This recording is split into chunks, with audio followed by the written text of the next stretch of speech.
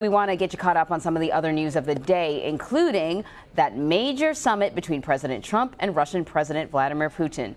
At the White House, the White House says that the two leaders will meet on July 16th in Helsinki, Finland. They'll likely discuss a wide range of topics, including Syria and Ukraine. Now, it's unclear if they will address Russia's meddling in the 2016 election. CBS News Chief White House correspondent Major Garrett joins me now from the White House. Major, what do we know about this Trump-Putin meeting at this point? We've got the date, we've got the place. Anything else? It sounds like a wrestling match, right? I got the time, I got the place, and what else? Well, the important thing about it is this summit will occur after the president meets with United States NATO allies in Belgium and in the aftermath of the much celebrated televised summit with North Korean dictator Kim Jong-un. And it is clear that President Trump wants to make the second year of his presidency about outsized diplomatic initiatives. Clearly, the North Korean summit was an outside diplomatic initiative, so outside the norm it had never been seen before. And the president, I think in 2017, it is fair to say, acceded to internal pressure at the White House not to have a summit with Vladimir Putin because the optics would be so politically damaging to him. He has moved beyond that now. He's been pushing for this summit internally here at the White House for several months. When John Bolton came on as the National Security Advisor, that process sped up. John Bolton nailed down all the final details, location, date, with Vladimir Putin face-to-face earlier this week in Moscow. And there are lots of issues. Ukraine and Syria, two of them, mentioned by the president yesterday. He didn't mention Russian meddling in the 2016 election. And this morning on Twitter, quoted the Russians again as denying it. Well, sure, the Russians have denied it.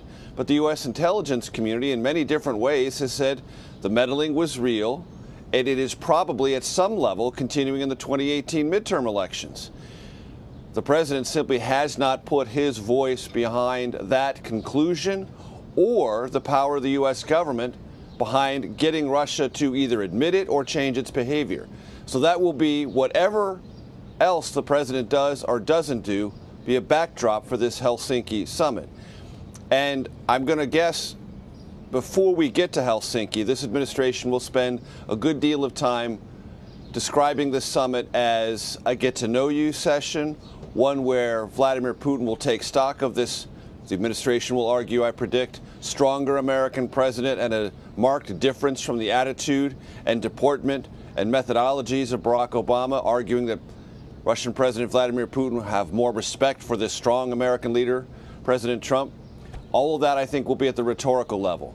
What is achieved, what they agree upon, will be the way that that Helsinki summit is judged.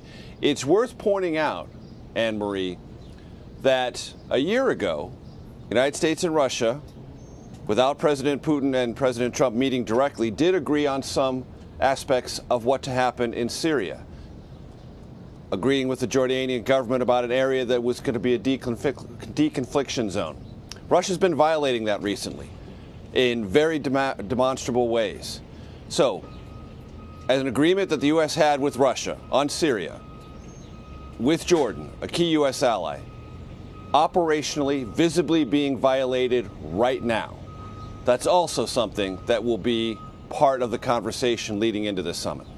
So then, what would a win look like for the president when it comes to this sort of summit? Is it just sort of proving that he can get along with difficult world leaders in a way that the previous administration couldn't? Or will it be sort of hammering out some significant agreements that Russia has to stick to, whether it's Syria or whether not meddling in the upcoming midterm or the next presidential election, or something concrete? It's a good question. And one of the things this administration is going to have to explain is what's the point of this summit, other than for them to meet and to have something that will be very picture-worthy, but will much else be achieved? That's already a question being asked about the summit with Kim Jong-un. There was reporting and satellite imagery earlier this week suggesting that North Korea isn't doing anything to dismantle its underlying nuclear weapons program and may be doing some things, according to this satellite imagery, that could be fairly judged to be enhancing its nuclear weapons program, even though there was this commitment to denuclearization. So what's the agenda? What are you trying to accomplish, and what do you get out of it? My sense is they're going to go in with a very low-key agenda. One thing we can be relatively confident of, the Russians aren't going to cop to meddling in the 2016 election. They're not going to get out of Crimea. And they're probably not going to change their behavior in Syria, because their behavior in Syria right now violates an understanding with the United States government, and they got the summit anyway. So why would they change? Right. And what's John Bolton's role in this? We saw that he met with Putin. We saw that the Russian media tried to ask him about some of the more inflammatory things he said about Russia and about Putin, and he sort of punted. What sort of influence and what role does he have here? Well, to follow the president's order, and the president's order was, get me a summit.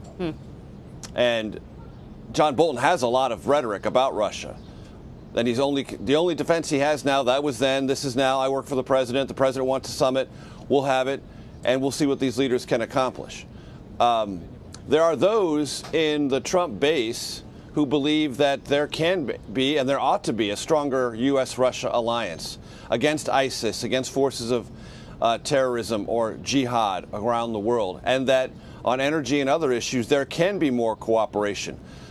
Our European allies will watch that very carefully, fearful that there might be too much U.S.-Russia collaboration, because Europeans fear Russia is in some ways working against their economic interests and possibly also showing some of the same signs of meddling in their internal politics as were visible here in 2016. So that's why the Helsinki summit, coming after the NATO meetings, meaning the president will meet with our European allies first, and then Putin, will be something all the world will be watching. Who is weighed more, and whose public statements made by the president are more reflective of a stronger U.S. alliance. Right.